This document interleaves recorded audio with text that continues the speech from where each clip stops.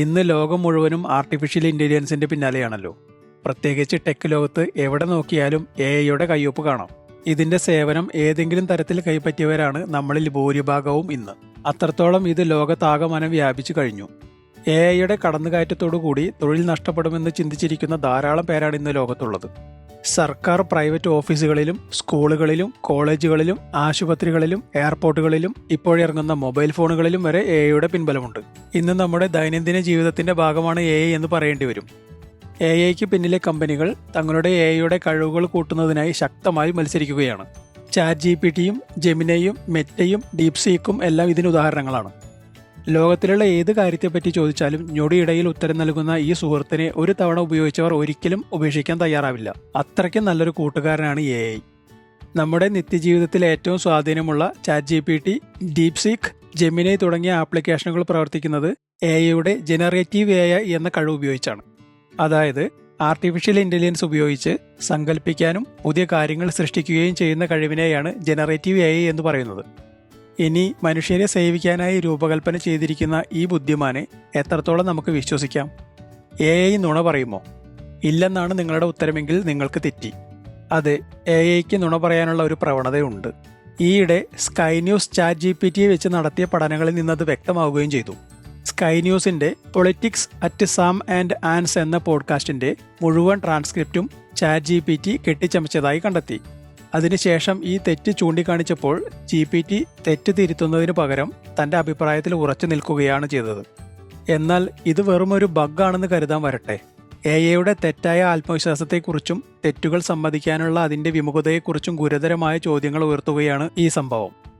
ഇതൊരു ഒറ്റപ്പെട്ട സംഭവമല്ല. ഓപ്പൺ എഐയുടെ തന്നെ ആഭ്യന്തര പരീക്ഷണങ്ങളിൽ ഇത്തരത്തിലുള്ള പ്രവണതകൾ കണ്ടെത്തിയിട്ടുണ്ട്. പുതിയ പതിപ്പിലേക്ക് അപ്ഡേറ്റ് ചെയ്യും തോറും നുണപറച്ചിലും കൂടി വരികയാണ്. യഥാർത്ഥത്തിൽ എഐയുടെ ഹാലൂസിനേഷൻ അഥവാ ഭ്രമാത്മകതയാണ് ഇതിന് പിന്നിലെ കാരണം. GPTയുടെ 3-ാം പതിപ്പിൽ 33%, 4-ാം പതിപ്പിൽ 48% ഉത്തരങ്ങളും ഭ്രമാത്മകമാണെന്ന് കണ്ടെത്തി. ഇവിടെ തെറ്റുത്തരങ്ങൾ നൽകുന്നതല്ല പ്രശ്നം, മറിച്ച് തരുന്ന ഉത്തരങ്ങളിൽ എഐ ഉറച്ചു നിൽക്കുന്നു എന്നുള്ളതാണ്. ഇനി എന്തുകൊണ്ടാണ് എഐക്ക് ഇങ്ങനെ സംഭവിക്കുന്നത് എന്ന് നോക്കാം. എഐ രൂപകൽപ്പന ചെയ്തിരിക്കുന്നത് അവിശ്വസനീയമാം വിധം മാനുഷികവും സ്വാഭാവികമായി തോന്നുന്ന വിധത്തിലാണ്. വേഗതയേറിയതും കൂടുതൽ പ്രതികരണശേഷി ഉള്ളതുമാണ്. വിശാലമായ ഡാറ്റാ സെറ്റുകളിൽ നിന്നാണ് വിവരങ്ങൾ പഠിക്കുന്നത്. ഇനി അറിയാത്ത കാര്യത്തെപ്പറ്റിയാണ് നാം ചോദിക്കുന്നതെങ്കിലും ആത്മവിശ്വാസത്തോടെ അതിന് സാധ്യമായ ഉത്തരം നൽകുകയാണ് ചെയ്യുന്നത്. മനുഷ്യരെ പോലെ ചിന്താശേഷി ഇല്ലാത്തതുകൊണ്ട് തന്നെ എഐ ഒരിക്കലും നുണ പറയുകയല്ല, മറിച്ച് ശരിയെന്ന് ധരിച്ച് അല്ലെങ്കിൽ ഏറ്റവും സാധ്യതയുള്ള ഉത്തരം നമ്മളുമായി പങ്കുവെക്കുകയാണ്. ഉദാഹരണമായി പറഞ്ഞാൽ, ഒരു കോളേജ് വിദ്യാർത്ഥി ഡാഷ് എടുക്കാൻ ലൈബ്രറിയിലേക്ക് പോകുന്നു എന്ന് നമ്മളോട് ചോദിച്ചാൽ സാധാരണയായി നമ്മൾ നൽകുന്ന ഉത്തരം ബുക്ക് എന്നായിരിക്കും. ഇതിന് കാരണം കോളേജും വിദ്യാർത്ഥിയും ലൈബ്രറിയും ബുക്ക് എന്ന ഉത്തരത്തിന് സാധ്യത വർദ്ധിപ്പിക്കുന്നു. എന്നാൽ യഥാർത്ഥത്തിൽ മറന്നുവെച്ച ഫോണോ മറ്റെന്തെങ്കിലുമോ ആകാം. ഇത് തന്നെയാണ് ജനറേറ്റീവ് എഐയുടെ ഉത്തരത്തിലും സംഭവിക്കുന്നത്. മുൻകൂട്ടി പഠിച്ചു വെച്ച വിവരങ്ങളെ അപഗ്രഥിച്ച് ഏറ്റവും സാധ്യതയുള്ള ഉത്തരം ആത്മവിശ്വാസത്തോടെ നൽകുകയാണ് ചെയ്യുന്നത്. ഇതിനെയാണ് ഹാലൂസിനേഷൻ അഥവാ ഭ്രമാത്മകത എന്ന് പറയുന്നത്.